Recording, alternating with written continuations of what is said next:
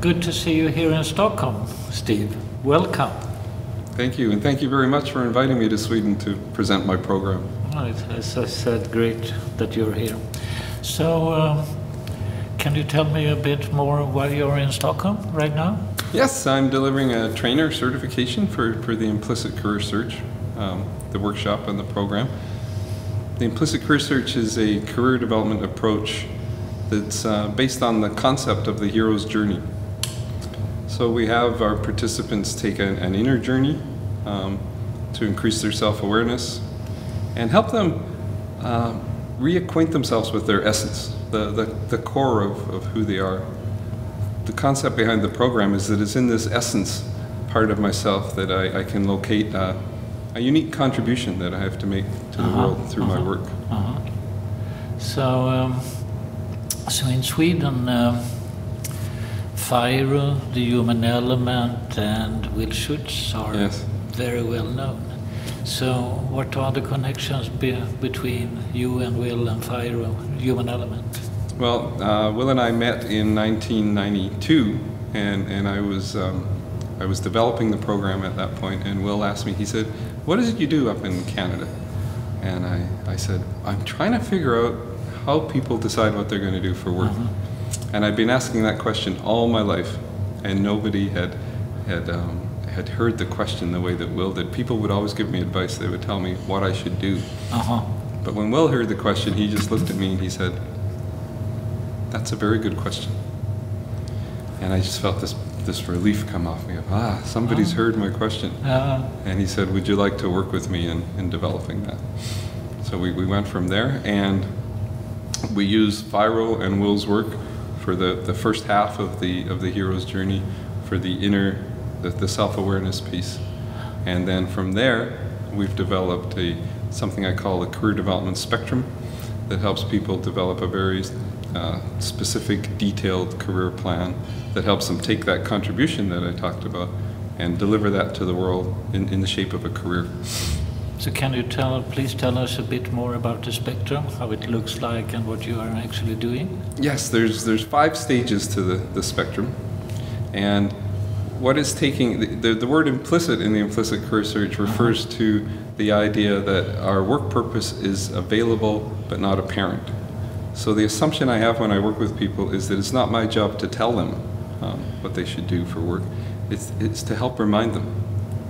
And once they have a sense of what they want to contribute, we build it up through 5 stages. The first stage is the craftsperson who develops the skills necessary to deliver this work purpose. So that might involve going back to school, or it might involve taking some training. It might involve mentoring with somebody or an apprenticeship. And after I've developed the skills, the second level is the manager, and that's where I develop the ability to make money from the skills. How do I make a living? How do I sell my skills? And I can sell my skills to a corporation, or I can sell my skills to customers, but I want to figure out how to make a living from these skills. And once that base is secure of craftsperson and manager, then I can move on up through the spectrum, and I can become a leader in my field. And once I become a leader in whatever field I'm in, and when I'm talking about careers, I'm talking about anything from ballet dancers to rocket scientists to taxi drivers. It doesn't matter what the field is. Once I've developed some confidence that I can become a leader, then I learn that what I'm doing in my career is serving others.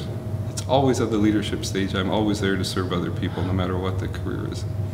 The next level is the expert, where I become very focused on a particular aspect of the field that I'm in, and I provide unique solutions to the field. I come up with ideas to do things in a better way than they've been done before. You're the best in the world doing that, or? You are rather than being the best in the world, you're the best for the world. Okay. Yes. Yeah, and you are the best in the world in your implicit career. Yeah. And out of that those 4 stages, the culmination of that becomes this unique creation, and we call that the creator level of the Implicit Career Search. And we don't know how that's going to turn out as we take this journey up there. And I end up delivering a very unique contribution that only I can deliver. Can you tell us about some of the programs and what have people ended up with? Have they found their implicit careers? Yes, I can tell you about the person I think of as my very first client. His name was Dennis, big man, and he came into the workshop very angry because he'd been pushed into the workshop. He didn't want to take the workshop, and he tried to frustrate me at the beginning of the workshop and tried to sabotage the workshop. And finally we called a break, and I met with him in my office, and I said, "What's going on?" He said, I don't have time to sit around and take a silly workshop. He said, I've got to figure out how I'm going to put food on the plate for dinner tonight and how I'm going to pay my rent at the end of the week. And I thought I was going to say to him, well, I understand what you're saying, and maybe you should take this workshop at another time. But I was a little bit younger back then, and instead of saying that, I said, what is it you want to contribute to the world? And I thought Big Dennis was going to punch me out. But what he did was he fell back in his chair and he started to cry. And he said, that's all I want to know. I want to know what part do I have to play in the world. He said, if you can help me with that, I'll figure out the rest of it. So he went on to become one of the best original workshop participants, and he developed a career plan to build a worm farm. He cultivated worms that he would sell to people to help cultivate their soil, to help the plants grow richer. And I'd never even heard of such a thing before. No. And he became tremendously successful at this, and gave me the strength from then on to always assume that each person I work with not only has a contribution to make, but wants to make that contribution, even if it may not look like it at first. That's a great story. It had a tremendous impact on me. And we've had all sorts of unique and wonderful careers from people. I just recently had a young girl who, when she got towards the end of her schooling, her father told her that he'd saved all this money to send her to school to be a school teacher. And at first she thought, that's very exciting. That's so nice of my dad to do that. But after a couple of days, she realized that she didn't want to be a school teacher, that she wanted to be a hairdresser. And she had the courage to go to her father and say, I don't want the money, I don't want, and she now runs, she now has 3 hairdressing salons in British Columbia, and is known as the hairdresser to go to. Okay. So, stories like that come out every month out of the program. Have you done any measurements about the effects of the program? And I know you have been working with this for many years in Canada. Yeah, we're very fortunate to have the program's gone through a few formal studies. So the Canadian government studied the program in comparison to the traditional job search approaches that they were using, and came up with a lot of statistics to show how effective implicit career search was. Perhaps the most revealing one was that 78% of the implicit career search participants were working within 4 months.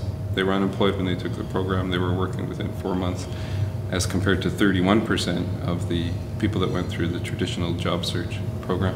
So the implicit career search is not just a motivational, big vision picture program. It's very practical, detailed.